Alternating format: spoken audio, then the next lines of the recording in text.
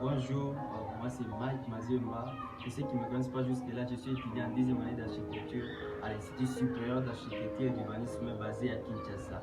Alors si vous êtes nouveau sur notre chaîne, je vous demanderai de laisser un pouce bleu, question de nous motiver et de vous abonner sur la chaîne pour ne manquer aucune de nos vidéos. Aujourd'hui, ensemble avec vous, nous allons partager sur des conseils ou des conditions assez capitales pour arriver à vous adapter facilement dans les domaines d'architecture.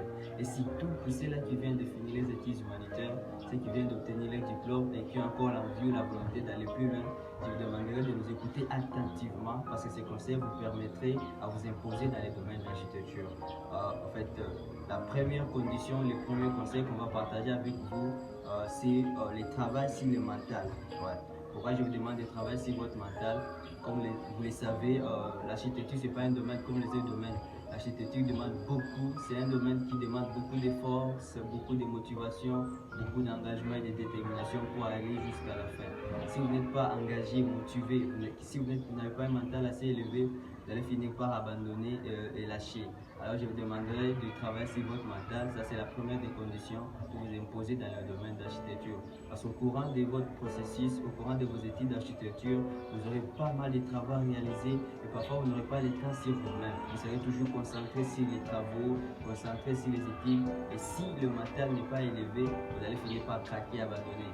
Comme vous le savez, nombreux ils commencent bien.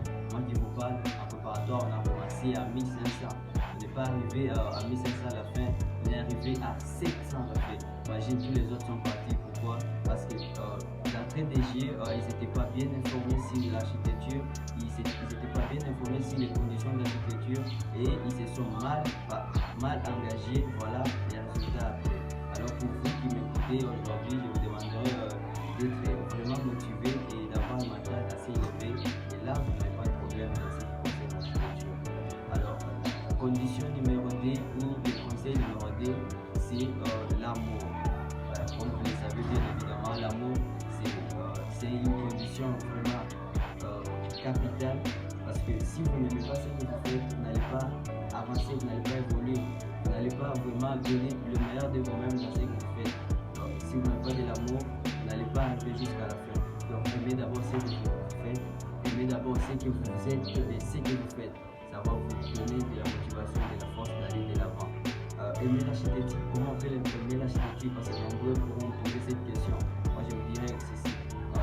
Vous êtes connecté sur internet, vous baladez trop sur internet, il faut vraiment mettre de côté les autres histoires qui ne cadrent pas avec l'architecture. Concentrez-vous sur les nouvelles innovations, les nouvelles sorties, de l'actualité, de tout ce qui concerne l'architecture.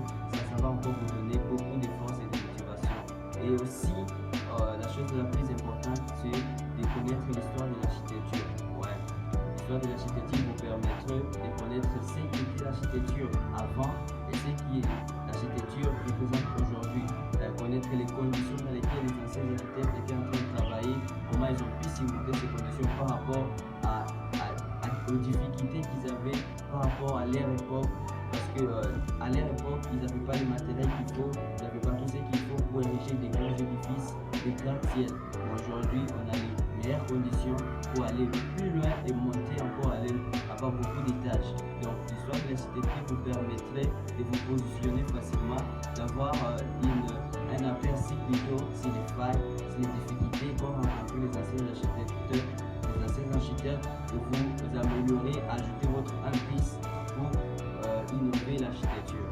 Alors si vous avez aimé notre vidéo, je vous demanderai de laisser un pouce bleu et de nous parler aussi de ce que vous connaissez de l'architecture dans les commentaires, question de nous améliorer et d'aller plus loin. Merci beaucoup. Ciao.